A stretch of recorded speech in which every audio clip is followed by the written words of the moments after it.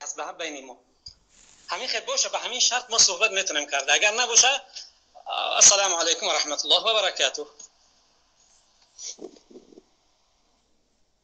برادر دیجا اختلاف فقط در یک جا استوا را شما بمعنی بیزد میگن، ما میگن که استوا این آیتش که این کار نمیکنه دیجا، آیتش که این کار نمیکنه، فقط میگن که یعنی استوا دیجا و میگن که بیزدی دیجا، ما میگن که بیزدی نیست چون که الله احتیاج به مکان نداره، الله الصمد و الله خالق مکانه. یعنی اگر که ما بگیم که در مکانه او جسم میشوه و مجسمه های گپ میگن، اختلاف فقط در همین خجاهه. ما اگر بگیم از شما میگن که الرحمن علی العرش استوى، شما میگن در آسمان، با شما با دلیل میارم که الله میگم در زمین میگم حتی اذا جاءه لم يجده شيئا ووجد الله عنده. و مقصد در آیت دیگه که فلما أتاها نودي من شاطئ الوادي الأيمن في البقعة المباركة من الشجرة أي يا موسى إني أنا الله رب العالمين. اگر که ما الله با مکان بگیم که مکان های یعنی در بالای عرش های، و ذکرش ما گفت که الله در بالای عرش های همونجا کنترل منه و میکنه گفت. خب تمام شد برادر؟ کی بدین؟ من نمیدونم بیان اهل سنت. اگر ما بیایم بگیم که با آیه الرحمن علی العرش استوى به موافقت نمیرسیم، و بعد این به هیچی به موافقت نمیرسیم. به غیر این اگر ما بیایم حاضرم مثلا بالفرض مثال تنازلا بیایم بگیم که ما این آیه نه و دیگر آیه اگر اثبات بکنیم، الله متعال وقتی که برای ما خبر میده یدبر الامر من السماء الى الارض، ما را چیکار میکنیم؟ من السماء الى من السماء الى الارض. مثلا ما این آیه را باید چیکار بکنیم؟ باید این آیه را تحریف بکنیم. این لفظ مکان وقتی که در قرآن وجود نداره، وقتی که در سنت صحیح وجود نداره، این یکی از الفاظ مجمل است. الفاظ مجمل یعنی مطلقاً رد و قبول کردن نمیشن، چون که در اونها احتمال حق و باطل وجود داره. برای اونها تفصیل است. یک انسان وقتی که مثلا مکان هیچ کس نگفته در قرآن و سنت، وقتی که ما میگیم الرحمن علی العرش استوى، الله گفت الرحمن علی المکان استوى، نگفت. مکان اینجا ناآمدگی است، فوق عرش است. ثم استوى علی العرش، اینجا معدب اله شدگی است. چی شد؟ صدا هسته؟ معدب اله شدگی. لفظ مکان چیزی که در قرآن و سنت وجود نداره، نباید ما اون چیز اضافه بکنیم. شما میای خودتون یک چیز اضافه میکنه، بعد میگه که اگر ما این کارو کردیم این خیلی میشه، اگر اون کارو کردیم، چون منهج شما، اصول اعتقاد شما همین است که تقدیم عقل بر نقل. یعنی اون چیزی که در عقل ما درست اومد اون ما قبول میکنیم، اون چیزی که در عقل ما درست نمیاد اون ما رد میکنیم. در آیات زیاد همین انتقال یعنی تحرک ای جسم هسته یا که نیست؟ نگاه کن، انتقال، لفظ انتقال وقتی که از اولی که من شروع کردم گفتم که ما باید به الفاظ صریح و صحیح صحبت کنیم. علامت‌های جسم هست یا که نیست؟ انتقال ولیس کمثله شیء، شما همین نزول در نظر داره. انتقال میگه این چیز شما باید که چیکار بکنید؟ دلیل صریح داشته باشه. این چیز دلیل نمیتونه. شما میگه که ما اگر بگیم که الله متعال در حدیث گفته که ینزل الله تبارک و تعالی فی ثلث الليل الاخر كل ليله الى سماء الدنيا، اگر ما این حدیث رسول الله صلی الله علیه و سلم تصدیق بکنیم، معناش این میشه که الله متعال هر ثلث لیل الاخر، شب آخر، به آسمان دنیا میآید. این انتقال میشود، از عرشش به جا میشود، این جسم میشود. لفظ جسم ورود شدگی نیست. اگر لفظ جسم ورود شدگی است در قرآن و سنت صحیح، همین انتقال، همین تحرک علامت‌های جسم هست نه یا که نیست؟ انتقال و تحرک نسبت کی؟ نسبت مخلوق یا نسبت خالق چی را در نظر داری؟ فرق میکنه. لیس کمثله شیء ولا تضربوا لله الامثال. همین تحرک چی علامت جسم هست؟ حرکت کردن. تو اول واضح بگم، مجمل سوال نتی. مجمل سوال نتی، ما برای هم قطره تفصیل پرسیدم، اما برای باز دیگر میگم الفاظ مجمل مطلقاً قبول و مطلقاً رد نمیشن. شما این رو میگه که شما همین حدیث رو در سوال دادم همین خیلی تو جواب ده جسم هسته اگر مخلوق باشه اگر حادث هسته من به تفسیر میگم اگر نسبت به مخلوق بگه کل مخلوق حادث هستند کل مخلوق الله متعال خلق کرده هستند تمام شد رفت ایمان داری؟ قدیم صفت الله نیست قدیم بفهمش ایمان داری؟ ما با حتی همین ما با اول بدن الله ایمان داریم که الله اول بله چون که نص صریح ثابت شده که یعنی با قدیم بدنش ایمان ندارید قدیم بدن صفت الله نیست نه هرچی که نیست علما گفتگیان این اجتهاد علمایی که مراد از قدیم همون اول گفتگیان برای ما نص صریح باید از قرآن و سنت بیاری و آثار صحابه القرآن داری قدیم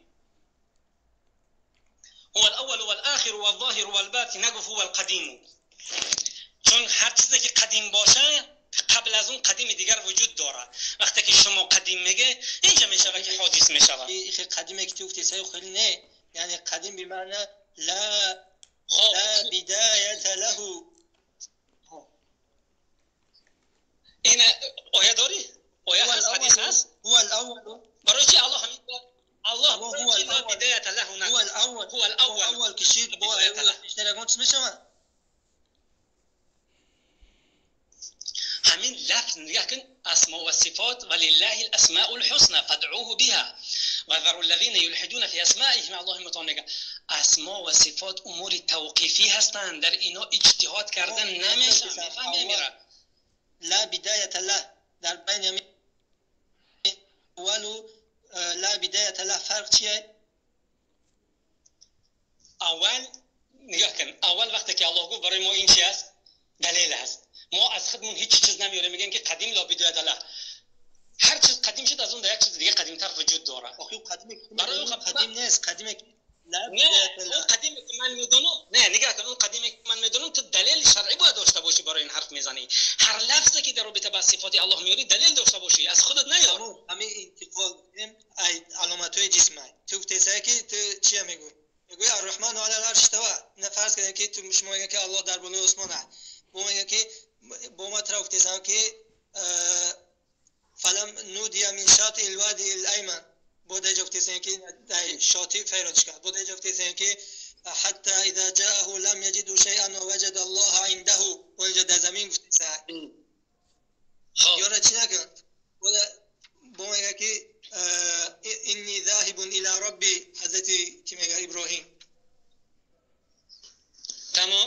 تمام انی ذاهب الى ربی اولا اینکه وقتی که آیات محکم ما داریم نگاه کن همین منطقی که شما به کار میبره وقتی که یک انسان در یک جا امیر هست مثلا میگن که فلانی اسمت احمد است احمد امیر است در خراسان در نمیدونم بخارا در سمرقند این اون معنا را نداره که تو بر ذاتت هم در همون خراسان باشی و در بخارا باشی در یک آن واحد هم در سمرقند باشی الله متعال وقتی که میگه الرحمن علی العرش استوى یعنی که ثم استوى علی العرش بالا بر عرش شد یعنی از عرش بالاتر شد این معنا را وقتی که میگه الله این آیه محکم است بعدش از این که وقتی که این دو آیه دیگر آورده الله متعال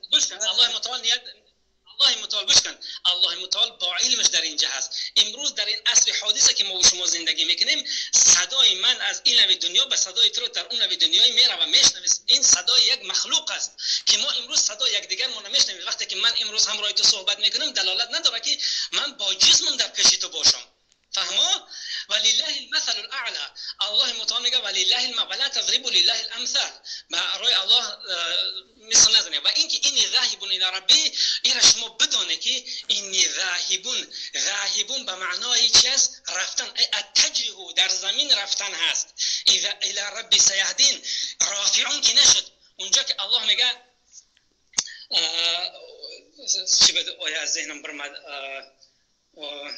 یا عیسی اینی رافعک الی یا عیسی اینی متوفیک و رافعک الی ما ترد وفات دادیم و به سوی خودمون باور داشتیم این را ما چکار باید بکنیم و رافع و رافعک الیه، اینجا تا الله متعال میگه به سوی خودمون بالا و آوردیم، به سوی خودمون. الیه یصعد الکلم الطیب والعمل الصالح یرفعه. اینا چیکارش بکنیم؟ به سوی اون کلمه های طیب ولا عمل صالح بالا میشون، یرفعه بالا میشون. میگه یصعد، خودش یصعد کلمه طیب والعمل الصالح یرفعه بالاش میکنه. نگاه کن به سوی کی؟ به سوی الله بالا میکنه. الله در کجا است؟ الله در فوق عرش، یدبر الامر من السماء الى العرش الى الارض. میگه از آسمان به سو، الی به معنی انتهای غایه میشود. انتها من از دلالت بر ابتدا میکنه. شما این چیزا را خوب باید بفهمید. ما اینا را چیکار بکنیم؟ وقتی که الله گفته است که مکان، الله خالق مکانه، احتیاج به مکان نداره. وقتی ما تماش نکم ترا میگم که با ما ترا گفتم که نمیگه که الله میگه که و وجد الله عنده، چه گفته است که هم در عرش بود، دیگه در آیات میگه که در زمینه. چه دیگه دو اله تثبیت کرده که یک در زمینه یک در آسمان. کدومش قبول داری؟ من میگم که الله متعال هاز برات یک مثال عادی زدم که با تلفن که ما مخلوق هستیم همراه خودت صحبت وقتی که میکنیم، این دلالت نداره که من همراه خودت صحبت میکنم با جسمم نزدیک تو هستم. جسم نسی؟ خب الله متعال وقتی که الله متعال سمیع هست، بصیر هست، خبیر هست، الله متعال شنوا هست، بینا هست. بله الله متعال با علمش همراه ما هست. الله متعال اینی ذاهب که در بالای زمین میره و اینی ذاهب الی ربی سیهدین. چی میگو؟ در زمین میگه؟ اینجا همین ابراهیم کجا رفت؟ طرف شام رفت. اینی ذاهبون گفت من از این بلد کفر میرم، یک جای میرم که الله عبادت بکنم. دیگه چی کردن؟ يعني گفت که اینی ذاهب الی ربی، یعنی ذاهب على سطح الارض. گفتن ولم يكن يذهب الى السماء التي يتصور المجسمة ان معبودهم فيها. دلیل از قرآن بیار، از حدیث برات یک حدیث دیگر میخونم. نگاه کن، حدیثی که در صحیحین است، حدیث صحیح برات میخونم. من برات ای فلان علان از اولی که شروع کردم از فلان علان رسول الله صلی الله علیه و سلم من برات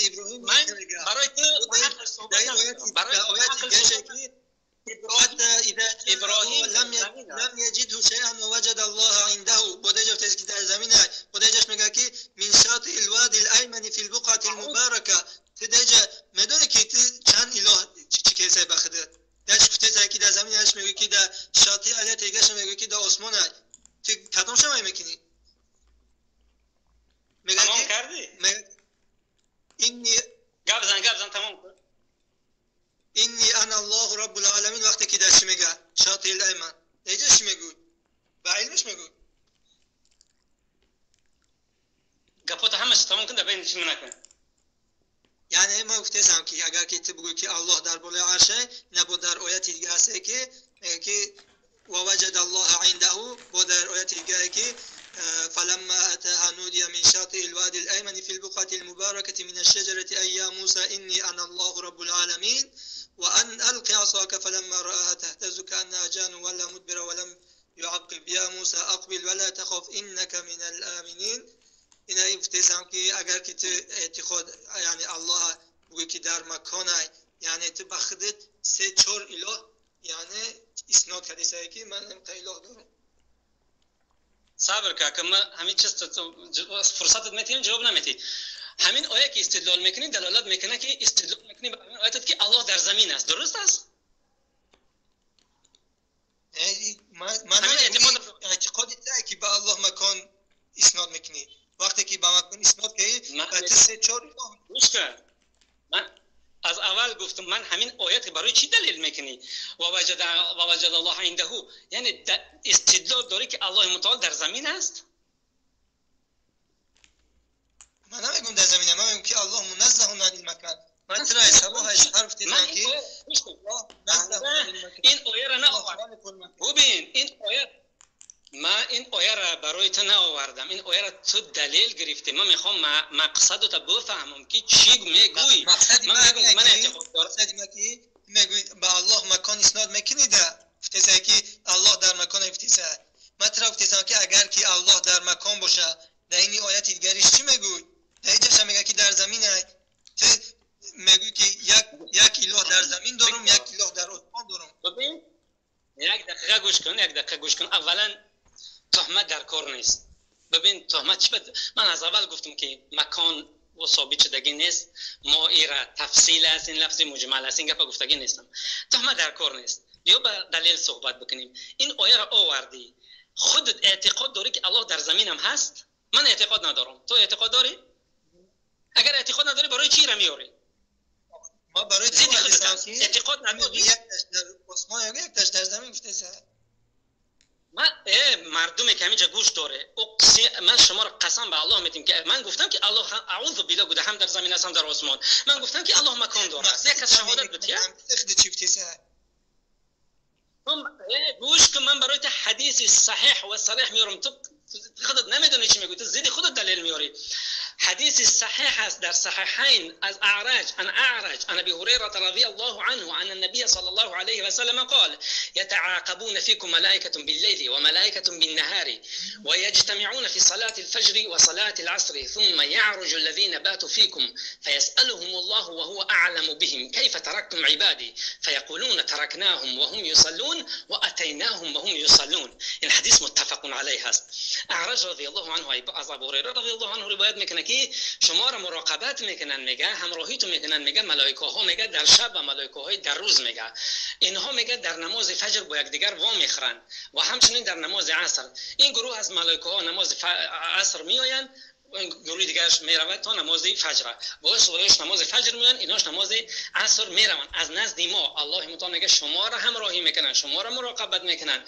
ثم یعرج الذین باتوا فیکم، سپس یک گروه از ملائکه هایی که همراهی شما خواب کرده بودن، یعنی همراهیتون کردن در شب خوابتون که اونها خواب نمیکنن، یسألهم الله متعال اونها را سوال میکند و هو اعلم بهم، در حالی که الله متعال داناتر از اونها است بر حال بنده هاش.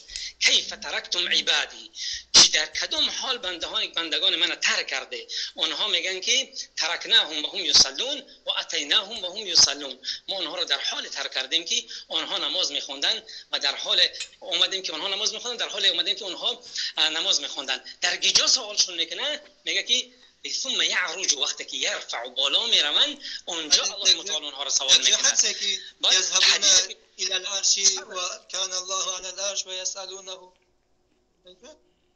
همین یعرجو به معنای چی؟ یعرجو به معنای چی؟ یصعدو به معنای چی؟ تاجیکی بگو بفهمن مردم. میبروین گیجا میبروین. انت میگو که میروند الله در بالای عرش هم گفتنی. تو بگو گیجا میبروین. تو بگو گیجا میبروین. بالاتر از عرش گیجا میبروین. بگو. یعرجون. گیجا الى السماء. خوب سما به معنای چی میشه؟ فهو سمک. خوب سما علو، درست؟ بالا. بله دلالت میکند که الله در بالا هست. الله در بالای نیست که با مکان، یعنی در مکان هست.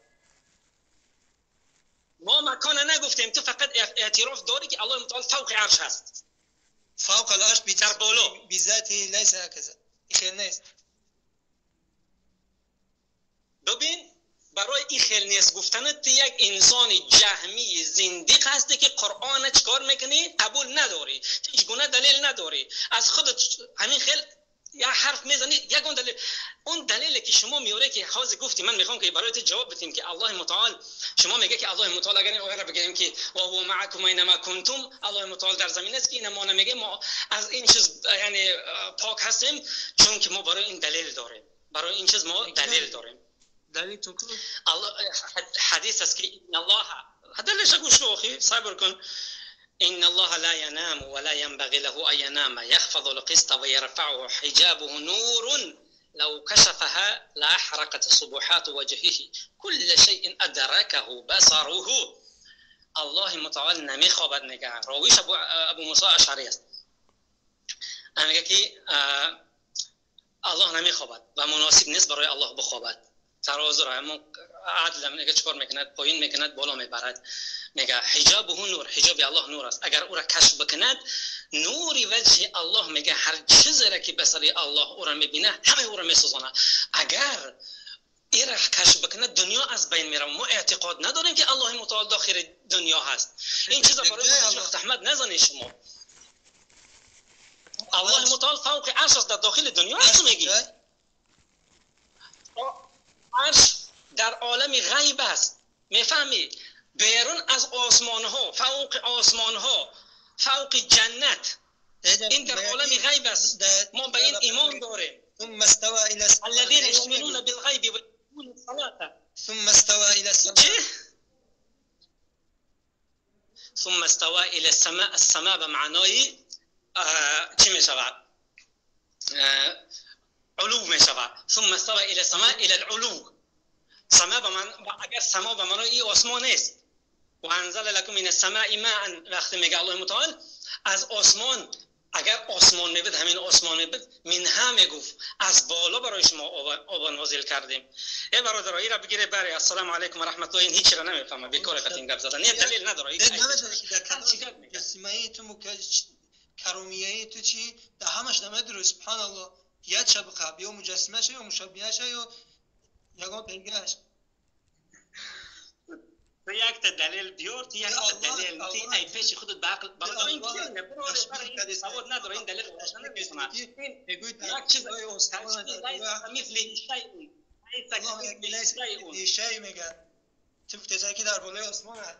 ما میگه که الله یعنی غنی است، هیچ چیزا مستغنی، ایگام احتیاج به مکان نداره. شما میگه که احتیاج به مکان داره. هیچ کس نگفته مکان، هیچ کس نگفته. این تهمت است. این تهمت است نسبت به ما که ما گفته باشیم اعوذ بالله که الله متعال احتیاج به مکان داره. این تهمت است. برادرای برای نچه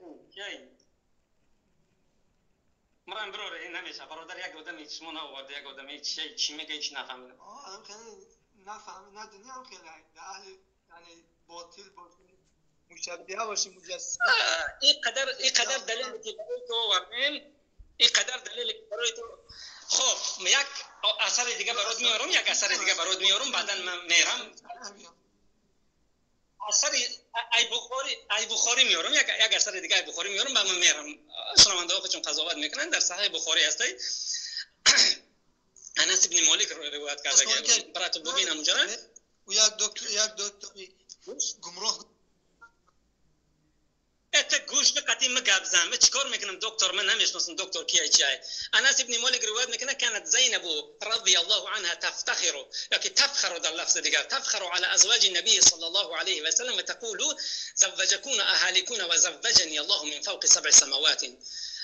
انس ابن مالک این رواه البخاری، بخاری روایت کرده. بخاری رضی الله رحمه الله رحمت الله علیه روایت میکنه از انس میگه که زینب ام المؤمنین زوج رسول الله صلی الله علیه و سلم فخر میکرد نسبت بر دیگر زنهای رسول الله، ازواج المطهرات امهات المؤمنین، و میگفت که شما را اهل بیتتون خاندانتون میگفت شما را به ازدواج رسول صلی الله علیه و سلم درآوردن و من الله متعال من فوق 7 سماوات چکار کرد به ازدواج رسول صلی الله علیه و سلم درآورد. آیا اینها مجسمه بودن یا کرامیه بودن یا عقیده به انتقال داشتن، عقیده به جسم داشتن؟ همین گونه بود.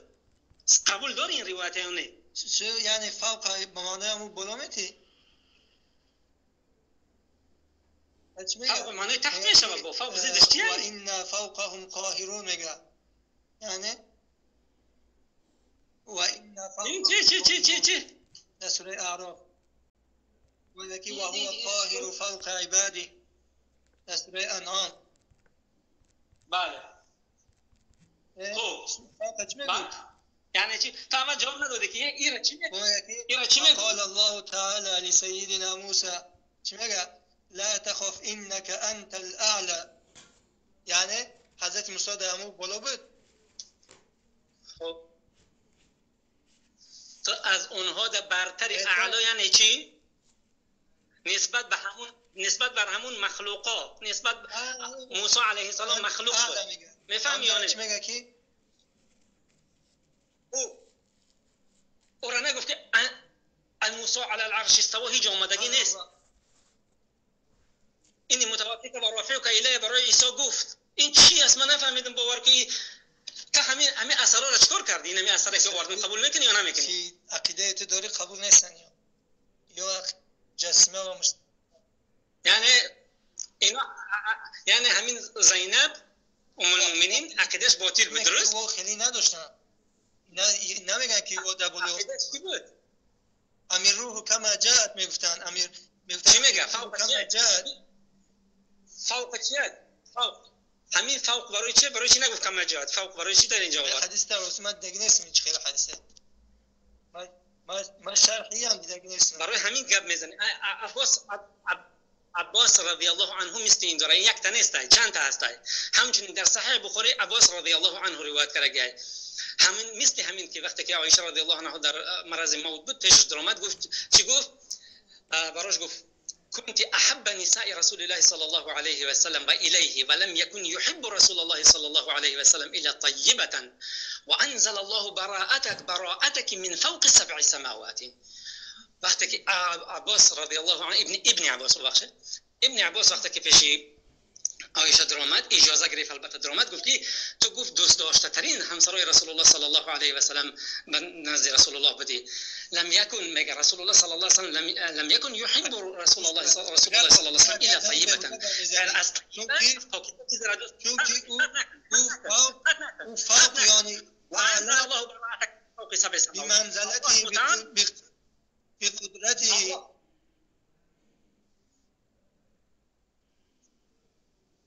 برای چی اینجا قدرت نگفت؟ باز مطلب بگم که یده طویل بگم تو میفهمی که همون دستی و درازه تو میفهمی. تو معناش ظاهری معنا رو نگاه می‌کنی.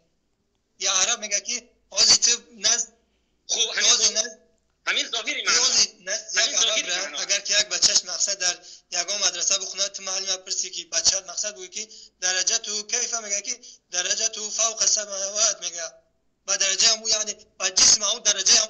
اعوذ بالله من ذلك هذا بهتان عظیم. من در دولت عرب درس خوندم. اگر تو حاضر باشی الان به زبان فصحی عربی همراه صحبت میکنم. این گپ نیست در زبان لغت عرب. این گپ از الله متست. این تهمت است. تو دفع کنی دجال شیطان ملعون